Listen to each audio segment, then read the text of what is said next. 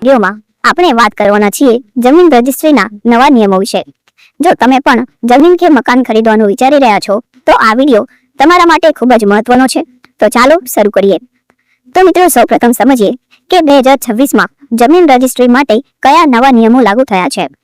તો ગુજરાત સરકારે મિલકત વ્યવહારમાં પારદર્શિતા લાવવા અને છેતરપિંડી અટકાવવા માટે કેટલાક મહત્વના ફેરફારો કર્યા છે।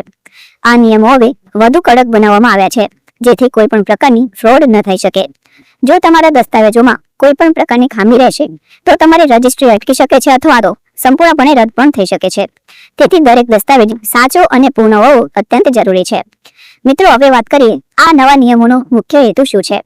તો સરકારનો મુખ્ય ઉદ્દેશ્ય છે કે મિલકત વ્યવહારમાં કાયદેસરતા અને સુરક્ષા સુનિશ્ચિત કરવી, ખોટા દસ્તાવેજો, ડુપ્લિકેટ માલિકી અને બેનામી વ્યવહારને સંપૂર્ણપણે રોકવા માટે રજિસ્ટ્રેશન સમયે તમામ દસ્તાવેજોની સંપૂર્ણ ચકાસણી કરવામાં આવે છે। આ નવી સિસ્ટમથી પ્રામાણિક ખરીદદારોને ફાયદો થશે અને છેતરપિંડી કરનારાઓની રીત બંધ થઈ જશે। મિત્રો હવે આપણે વિગતવાર સમજીએ કે જમીન રજિસ્ટ્રી માટે કયા કયા દસ્તાવેજો ફરજિયાત છે। તો પહેલો અને સૌથી મહત્વનો દસ્તાવેજ છે વેચાણનો ડીડ, જેને અંગ્રેજીમાં સેલ્સ ડીડ કહેવામાં આવે છે। આ દસ્તાવેજ મિલકતના કાયદેસર હસ્તાંતરણ માટે અત્યંત જરૂરી છે। તેમાં ખરીદદાર અને વેચનારની સંપૂર્ણ માહિતી, મિલકતની વિગતો અને વ્યવહારની શરતો સ્પષ્ટપણે લખેલી હોવી જોઈએ। બીજો મહત્વનો દસ્તાવેજ છે ઓળખનો પુરાવો।